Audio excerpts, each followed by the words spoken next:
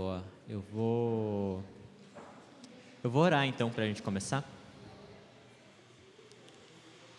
Senhor Deus, obrigado por esse domingo, obrigado porque o Senhor tem cuidado da gente, obrigado pela sua graça, obrigado por esse livro, Famílias Imperfeitas, Graça Perfeita, que o Senhor nos ensine a mergulhar cada vez mais fundo na sua graça e a encontrar socorro em Ti para as nossas necessidades, para aquilo que na nossa vida precisa de restauração. Restaura também os relacionamentos e as famílias da nossa igreja, que a gente possa glorificar o Senhor através disso. Em nome de Jesus. Amém. Boa. Então, essa é a última aula, né, desse livro. E eu confesso que eu não assisti às outras aulas que foram dadas para vocês, mas eu e o Isaac, tá dando o mesmo livro para os adolescentes, então eu imagino que, sei lá, não seja tão diferente. Mas é que muita aula de uma vez, né? Aí, sei lá. Mas enfim. Então, o livro curtinho, né? 7 capítulos, hoje é a conclusão. E, bom, então eu dividi a aula em 2, basicamente, que são 2 perguntas. A primeira pergunta é essa daqui: como a graça divina restaurou as famílias dos patriarcas? Então, a gente vai fazer uma revisão, e enquanto a gente vai fazendo essa revisão, a gente vai discutindo essa pergunta. Então, algum dos professores usou genograma para dar aula? Vocês conhecem isso? Bom, mas tranquilo, vai. Quadradinho é homem, bolinha é mulher. Isso daqui é casamentos, filhos e vai indo, tá bom? Então, vamos lá para o genograma dos patriarcas. Esse daí, quem é esse daí? Abraão. Aí, o que aconteceu? Abraão, ele tá pequeno, né? Mas vai encher a tela, vocês vão ver.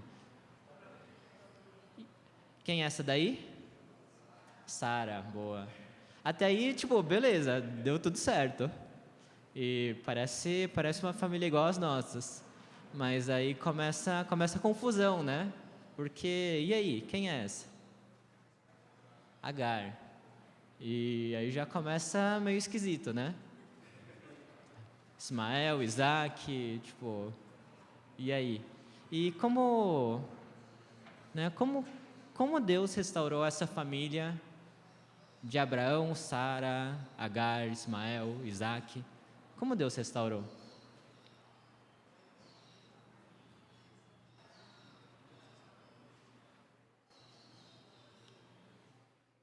E aí? Na verdade, o que aconteceu foi que depois, no final das contas, a metade da família de Agar e de Ismael, eles tiveram que se separar, né? Eles foram... Abraão despediu eles no deserto e eles foram e formaram outra família, outro povo. E o povo árabe, que é um povo semita, que tem hoje em dia, é descendente de Ismael, né? E Deus restaurou, talvez, né, mantendo a promessa com Abraão, com Isaac, o filho da promessa, de criar o grande povo. Deus manteve a linhagem de Israel através de Isaac. Aí, Isaac casou com Rebeca. E aí, ó, deu certinho, né? Parece que deu certinho, tipo, 2 pais, 2 filhos, beleza, Jacó e Esaú e Israel, né?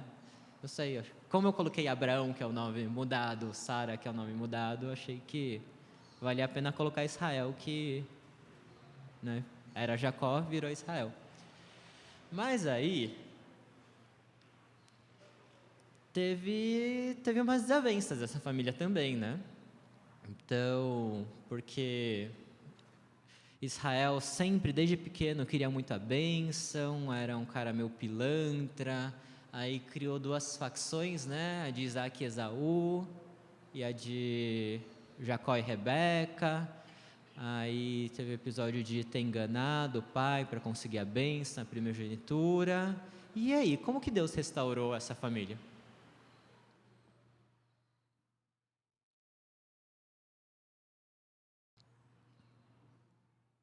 Restaurou? Restaurou mais ou menos, né? Tipo, foi um pecado que o monte de más decisões, né, que tiveram consequências pesadas, né? Tipo, depois de ter sido enganado, Esaú ficou tão bravo com Jacó que Isaac teve que falar: não, Jacó, vai para casa dos meus pais, da família da sua mãe lá, porque se você ficar aqui, seu irmão vai te matar, né? Aí a Rebeca depois foi o último momento que ela viu o filho preferido dela. E uma bagunça. Aí Jacó foi para casa de Labão, o tio dele, e mais bagunça ainda, né? Que é a bagunça da próxima geração. Isso daqui é sempre um mau sinal, né? E aí, quem são essas quatro? Lembra o nome? Raquel, Lia, esses são fáceis. E as outras duas? Bila e Zilpa. Bom, aí, mas assim, se agora está complicado, se preparem para a próxima animação, que é isso daqui. Bizarro, né? Porque o que acontece? Israel ele vai ser enganado também, então ao invés de ficar só com a Raquel, ele ganha outra esposa, Lia, e mais duas concubinas. E ele tem pelo menos 2 filhos com cada uma delas. Então, os filhos mal dá para seguir, né? Então, ó, Israel e Raquel, eles vão ter José e Benjamim. Aí Israel e Bila vai dar Dan e Naftali. Israel e Zilpa vai dar Gad e Azer. E com quem ele tem mais filhos é a pessoa mais fértil, que é a Lia, que são 6 meninos e uma menina, que é a Diná. E também é uma confusão, né? Talvez, assim, talvez a família mais confusa, com mais problemas, que mais precisava de restauração era essa, né? Porque tem um irmão preferido, José, que também é mimado e tem uns sonhos falando que ele vai dominar todo mundo. E imagina, tipo, não sei, imagina o Mateus, chega o Mateus, filho do Daniel, aí fala: pessoal, tive um sonho e meu sonho foi que basicamente que eu vou mandar em todo mundo, tipo, em todos os meus primos, assim. Mas imagina que ele não é um dos mais velhos, imagina que ele é um dos mais novos, ou talvez ele seja o mais novo, aí fala isso. Tipo, tá pedindo para apanhar, né? Com certeza os pais não ensinaram o mínimo de bom senso para esse moleque. Mas assim, os pais também não ensinaram o mínimo de limites para os mais velhos, né? Porque não é que eles foram lá e deram um cuecão. Eles abandonaram o moleque num poço. E alguém ainda teve a brilhante ideia de vender o irmão como escravo. Por isso que a gente vê judeu tão rico hoje em dia, né? Tipo, vende tudo, vende até o irmão. Mas enfim. Aí depois cria uma situação que, tipo, o pai fica só com um filho da esposa preferida e não deixa o filho fazer nada. Tanto que quando todo mundo está passando fome e os irmãos vão para o Egito, tipo, para o Egito é uma viagem longa, é todo mundo homem formado, inclusive Benjamim, o irmão mais novo. Mas está naquela dinâmica, tipo, está sendo tão mimado que, tipo, sei lá, imagina ele uns 30 e poucos, 40 anos. Com 40 anos, o pai não deixava ele fazer uma viagem junto com todos os irmãos para buscar comida no Egito. Então, assim, que que dinâmica doentia, sabe? E como Deus restaurou? O que Deus restaurou? Essa talvez é a coisa mais podre e que dá para ver mais restauração na Bíblia, né? Também porque a história é contada com mais detalhes, né? Então a gente vê José no Egito, a vida dele dando certo e Deus abençoando e ele sendo usado para livrar o mundo daquela época da fome. E ele reencontrando os irmãos e vendo que os irmãos mudaram a forma de ser, e ele restaurando, né, o relacionamento, ele podendo ver o pai dele antes de morrer. Então, essa talvez seja uma das famílias mais problemáticas e também que a gente consegue ver mais restauração. Aí depois, continua a bagunça, né? Porque Judá casa com uma pessoa. Qual que é o nome dessa pessoa? Alguém sabe? Sem nome, boa, Gil. Só fala o nome da mãe dela, que eu esqueci qual que é. Mas Judá casa. Aí, tipo, tem 3 filhos. Promissor, né? Casal, 3 filhos. Só tem uma linha saindo do quadrado. Aí, vocês lembravam o nome? Onã e Selá. Aí, o que acontece? No começo não acontece nada, tipo, de boa. Tamar casou com opa. E tudo certo, né? Uma linha para cima, uma linha para baixo, isso é o que a gente quer ver. Mas aí, era muito mal, então Deus mata Aí morre. Tipo, beleza, morreu. Aí, segundo o costume da época, Tamar vai casar com Onã, e com um combinado, né, de que o primeiro filho ele seria descendência de E aí, Tamar e Onã devia ter um X no mas já tinha muita coisinha aí eu não coloquei uma animação a mais. Não, na verdade é porque eu já tinha terminado quando eu pensei em, tipo, escrever aí que morreu, aí ia ser mais complicado do que já foi. Mas enfim, aí Tamar com Onã, só que Deus viu, tipo, Onã, ele, na hora de ejacular, ele tirava o pênis da Tamar e ejaculava no chão. E Deus falou, não, isso é perverso, esse cara vai morrer também. Aí Deus vai lá e mata Onã. E, tipo, até aí, tudo bem, né? Genograma, beleza. Mas aí, como Judá começa a enrolar a Tamar, não sei o quê, a Tamar ela vai pensar num método, aí a complicação chega. Não porque ela vai pensar num método de não se dar mal nessa história toda, mas por causa do pecado de todo mundo, né? Assim, não é só um que precisa ter uma ideia fraca e tomar uma decisão errada. É todo mundo. E vai dar nessa bagunça aqui. Que não sei, eu tem umas regras, né, de fazer genograma. E eu não encontrei qual que é a regra do, tipo, coisas com gerações anteriores, assim, mas que bizarro, né? E aí eles vão ter 2 filhos. Como eles chamam? Pérez e parece com Selá, que é o nome do tio dele. Zerá. Pérez e Zerá. Só por curiosidade, alguém tem ideia do filho do Pérez? O filho do Pérez chama Esrom, tá bom? Tá lá. Mas enfim. E essa é uma família que também, tipo, uma bagunça, né? Tamar arma todo o esquema. Se quiser tirar foto, pode tirar, Daniel, que acabou.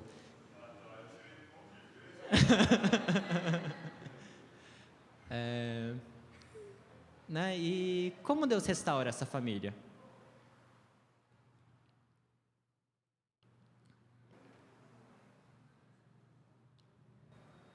Acho que a melhor resposta é que a gente não sabe, né? A gente só sabe que eles tiveram esses 2 filhos, que depois desse evento de incesto, Judá nunca mais dormiu com a Tamar, E a gente sabe que a descendência de Jesus vem através do filho mais novo deles, o Pérez. E acho que dá para fazer duas suposições. Uma delas é que essa história talvez seja mais parecida com a da família de Abraão e da família de Isaac, que não teve uma restauração bonitinha, mais na linha da família de Israel, né? Dá para fazer essa suposição. Ou que... Mas também não sabemos, né? Então, lembra da... Opa, droga. Lembra da pergunta inicial? De como Deus restaurou, né? Como a graça de Deus restaurou a família dos patriarcas? Então, parece ser uma resposta meio incompleta, né? Tipo, restaurou, mas as coisas continuaram... Algumas coisas continuaram meio ruins, meio bagunçadas. E não sei, essa foi a impressão que eu tive lendo o livro e lendo a história na Bíblia, né? De que o autor do livro era mais otimista e ele considerou mais restauração do que realmente teve. Não sei, essa foi a impressão de vocês assistindo às aulas? Que foi uma restauração meia boca? Né? Mas e aí, como a gente lida com isso? Tipo, a graça de Deus é meia boca, alcança a gente de um jeito meia boca, né? E assim, qual o tamanho da graça de Deus, então? Se essa restauração que a gente vê, tipo, da família dos patriarcas, qual que é o tamanho da graça de Deus? E para responder essa pergunta, eu peguei um trecho que não fala exatamente sobre graça, mas que tem uma ilustração sobre tamanho. E é um trecho que eu gosto muito, que é o trecho de Ezequiel 47. Ezequiel é um profeta que viveu na época mais para o final da monarquia. E o livro dele é um livro que é marcante por ter muitas visões. E são 48 capítulos, do 40 em diante, então, sei lá, quase um quinto do livro, ele vai falar de uma única visão em que Ezequiel vai ver o templo do futuro.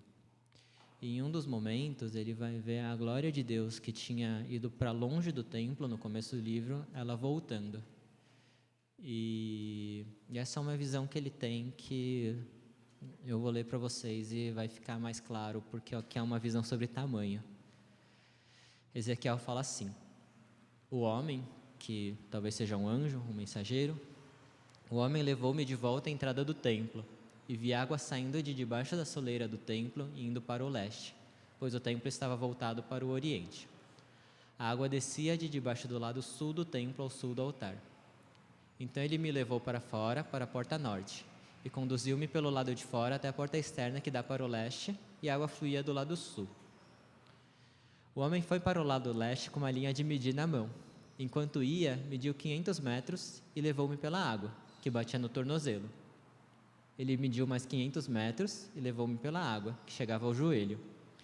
Mediu mais 500 metros, levou-me pela água que batia na cintura. Mediu mais 500, mas agora era um rio que eu não conseguia atravessar, porque a água havia aumentado e era tão profunda que só se podia atravessar a nado. Era um rio que não se podia atravessar andando. Ele me perguntou: filho do homem, você vê isso? E a graça de Deus, ela... Quando, assim, a maioria das vezes que tem essa imagem de água na Bíblia, a água fala sobre vida, né? Então, quando Jesus vai falar sobre água com a mulher samaritana, ele vai falar que se você provar dessa água da vida que eu tenho para te dar, rios de água viva vão fluir do seu interior, né? E essa água está muito relacionada a isso. Então, o que Ezequiel vê? Ezequiel vê que quando a glória do Senhor ela retorna ao templo, tem essas águas que vão fluindo do templo e que vão fluindo e que viram um rio e que você vai entrando e você vai se aprofundando e elas são cada vez mais profundas, né? Então é aquela praia que é bem pouco íngreme, então você vai andando 500 metros, está no tornozelo. Aí se anda mais um pouquinho, está no joelho. Aí anda mais 500 metros, está na cintura. Só que depois disso tem tanta água, está tão fundo que não dá mais pé. E então, né, o homem leva Ezequiel de volta à margem do rio. Quando ali cheguei, vi muitas árvores em cada lado do rio. Ele me disse: esta água flui na direção da região situada a leste e desce até Arabá, onde entra no mar. Esse mar é o Mar Morto. E o trechinho que eu destaquei: quando deságua no mar, a água ali é saneada. Por onde passar o rio, haverá todo tipo de animais e de peixes, porque essa água flui para lá e saneia a água salgada, de modo que onde o rio fluir, tudo viverá. E,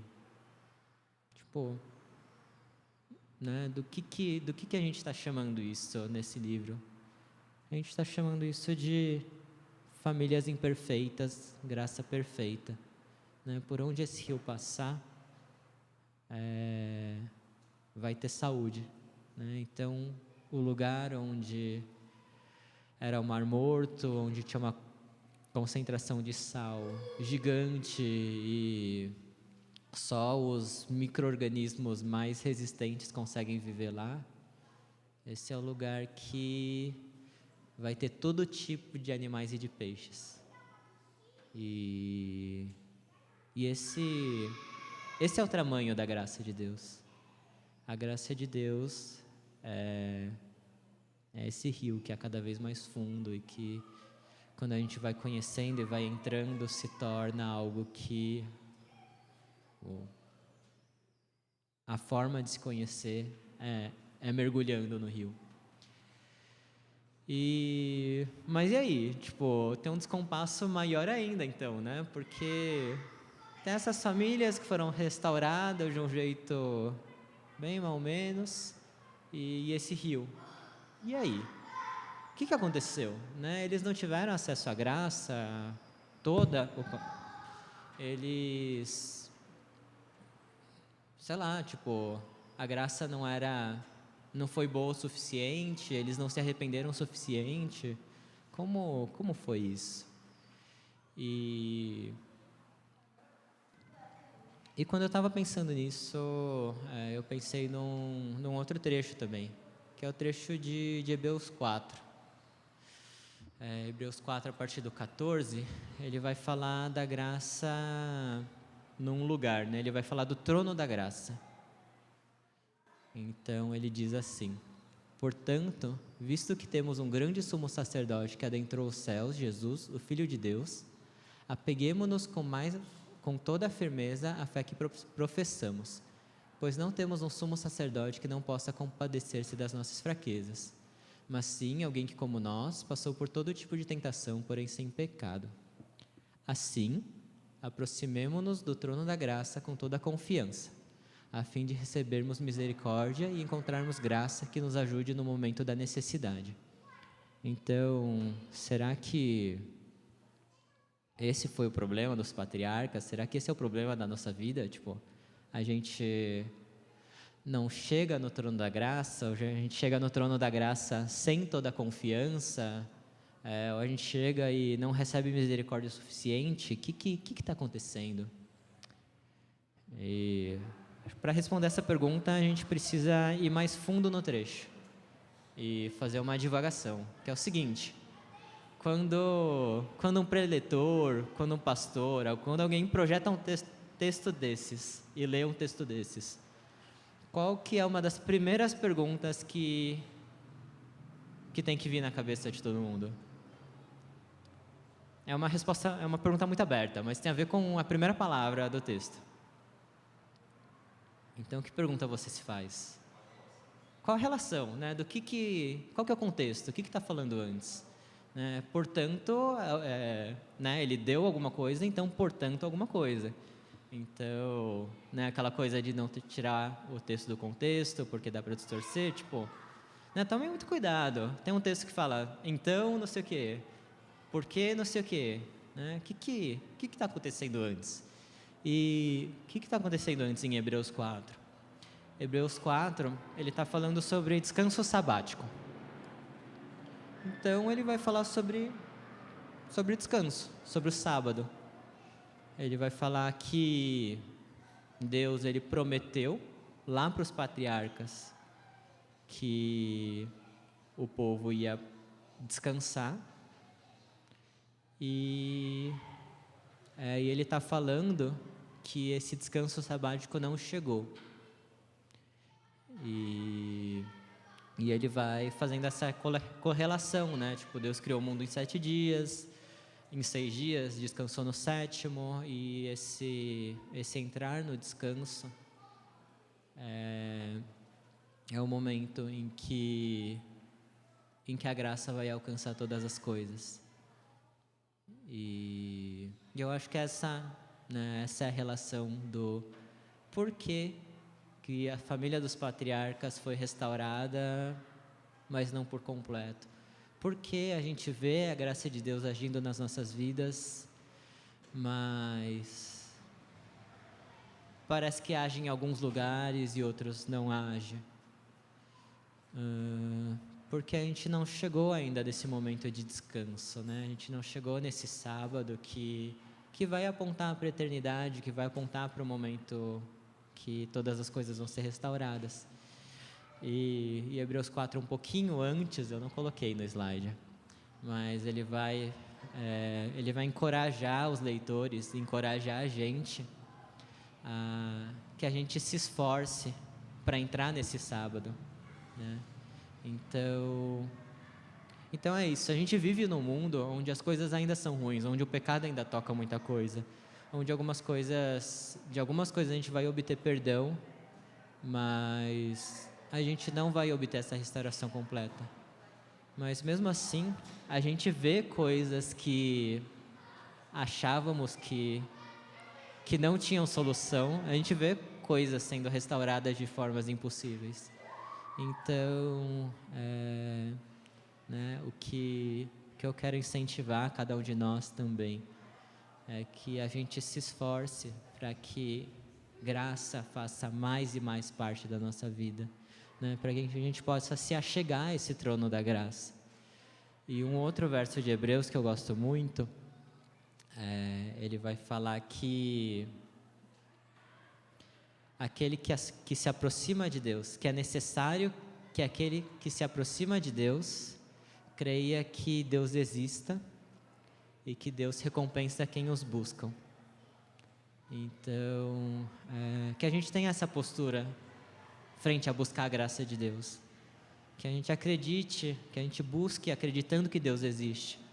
Mas mais do que isso, que a gente busque acreditando que nós vamos ser recompensados nessa busca, né? Que a graça que a gente precisa para viver, a graça que a gente precisa para ver renovação, para ver restauração, é algo que está com Deus e que Deus quer dar para a gente. E essa é a mensagem dessa série, desses livros, né? Deus restaura a nossa vida através da graça. Deus restaura nossas famílias através da graça. Deus restaura nossos relacionamentos, Deus restaura nosso trabalho, Deus restaura a natureza. E que a gente busque a graça de Deus com cada vez mais intensidade. Tá bom? Então é isso. Vamos orar? Senhor Deus, se a gente pode estar aqui hoje, é pela sua graça, a gente poder frequentar essa igreja, chamar uns aos outros de irmãos, a gente ter vida, a gente ter nossa família, a gente ter as nossas posses materiais, a gente ter um senso de propósito, nós sermos salvos do pecado, isso tudo vem pela sua graça.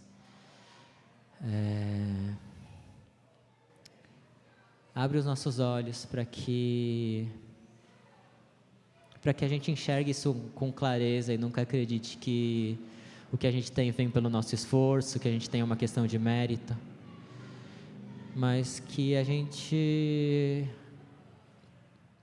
possa se esforçar pela sua graça para ter mais e mais acesso à graça, que a gente possa ter a graça não só até o tornozelo, mas que a gente possa mergulhar de cabeça, Pai, e que isso transforme cada aspecto das nossas vidas, da nossa igreja, dos nossos relacionamentos. Essa é a nossa oração, em nome de Jesus. Amém.